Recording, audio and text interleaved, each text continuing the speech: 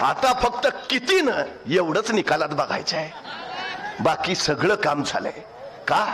साधा खासदार आहे, सर्वसामान्य लोकात मिसळणारा खासदार आहे, कायम रेंज मध्ये राहणारा खासदार आहे, फोनवर उपलब्ध असणारा खासदार आहे आणि धाराशिवच्या विकासासाठी रात्रंदिवस काम करणारा खासदार आहे.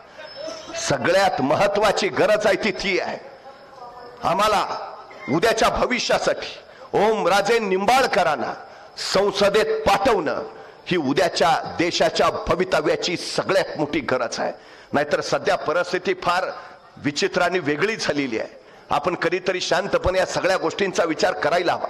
भारताची सरासरी वयोमर्यादा आज 28 वर्ष आहे.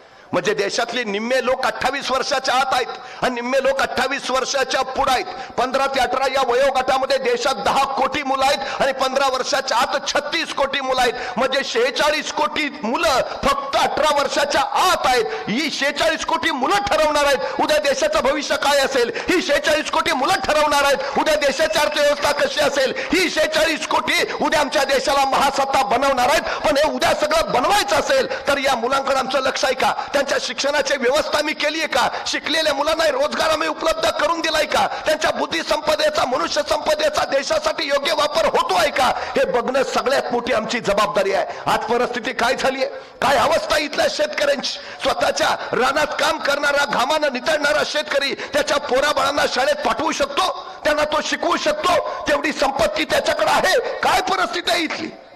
कधीतरी आम्ही शांतपणे या सगळ्या गोष्टीचा विचार केला पाहिजे. एका शाळेमध्ये एक सर वह्या तपासत होते पोरांच्या. शुद्ध लेखनाच्या 5 ओळी लिहून आणायला सांगितलेल्या आणि वह्या तपासता तपासता एका पोराच्या जवळ गेले. त्याला सांगितलं वही दाखव. पोरग उभा राहिलं. म्हटलं गुरुजी वही घरी राहिली. गुरुजी म्हणजे हात पुढं कर. सण 2 छड्या पडल्या. त्या वैद्यानं ते पोरग कळवळलं. डोळ्यातनं खळदिशा शिरू सुटला. तसे गुरुजी म्हणाले आता 5च्या ऐवजी उद्या 10 ओळी लिहून आणायच्या. तसं ते पोरग म्हणलं गुरुजी नाही जमणार. गुरुजीने परत हातावर छनखन छड्या मारल्या. त्या पोरग यातनेनं व्याकुळलं. गुरुजी म्हणाले आता उद्या 20 ओळी लिहून आणायच्या. तसं पोरग ठामपणे म्हणालं गुरुजी नाही जमणार. गुरुजींनी त्या पोराच्या पाठीवर छड्या मारायला सुरुवात केली. ते पोरग वेदनेनं यातनेनं कळवळत राहिलं. गुरुजी म्हणाले आता 40 ओळी लिहून आणायच्या. पोरग ठामपणे म्हणालं गुरुजी नाही जमणार. मग मात्र गुरुजीच हतबल झाले. त्यांनी पोरला विचारलं अरे तुझ्या भल्यासाठी सांगतोय, शुद्ध लेखनाच्या ओळी रोज लिहिल्या तर अक्षर सुधारेल, अक्षर सुधारलं तर मार्क चांगले पडतील, चांगले मार्क मिळाले तर पदवी मिळेल, पदवी मिळाली तर नोकरी मिळेल, का नाही आणत? तसा तो युलासा पोरगा म्हणाला गुरुजी तुम्ही रोज मला शुद्ध लेखनाच्या 5 ओळी लिहून आणायला सांगता आणि 2 महिने जाणारी माझी वही 15 दिवसातच संपून जाते. मग मी माझ्या बाबाकडे वहीसाठी पैसे मागतो आणि माझा बाप मला म्हणतो तुझा बाप काय कुबेराची औलाद आहे का तुला आठवड्याला वही आणून द्यायला? तुमचा भार सोसतो गुरुजी, पण माझ्या बापाच्या काळजातल्या वेदना मला नाही सहन होत. आमच्या पैठण मधली एक मुलगी संभाजीनगरला शाळेला जायची, पण वडिलांकडे पासासाठी पैसे नाही.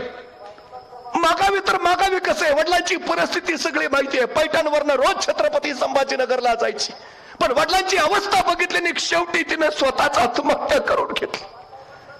आम्ही आमच्या पोरांना शाळेसाठी 4 पैसे देऊ शकत नाही. काय अवस्था करून ठेवली? कसा देश महासत्ता होईल उद्याचा?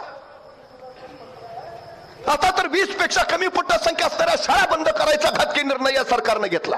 62,000 शाळा खाजगी कंपन्यांच्या घशात टाकल्या आणि समूह शाळेच्या माध्यमाने 18,473 शाळा बंदच करायचा निर्णय घेतला. म्हणजे आमची पोरं एक तर शेतकऱ्याला शिकवता येत नाही, जो शिकवायचा प्रयत्न करतोय त्याच्यासाठी आता शाळेची दारच बंद.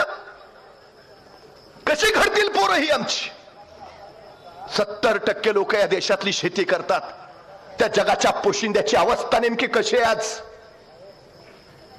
उद्धवजी ठाकरे मुख्यमंत्री होते, 11,000 रुपये क्विंटल सोयाबीनला भाव होता. हा सोयाबीनचा भाव झालाय 4,500 रुपये. का झाला माहितीये? सोयाबीनचे दर कुणी पाडले माहितीयेत? या केंद्र सरकारने, मोदी सरकारने 1,38,000 कोटीचं खाद्यतेल आयात केलं. 165 लाख टन सबक तेल देशात आलं. आमच्या शेतकऱ्याच्या सोयाबीनची गरजच नाही, म्हणजे सोयाबीन पडून राहिलं. कांदा चांगला झाला, कांद्याला परदेशात दर होता, 40% निर्यात शुल्क लावला. परत कांद्यावर निर्यात बंदीच घातली. परदेशातला दर उतरला, मग निर्यात बंदी उठवली. तुम्हाला माहिती आहे, भारत हा जगभर कांदा निर्यात करणारा सगळ्यात विश्वासार्ह देश होता.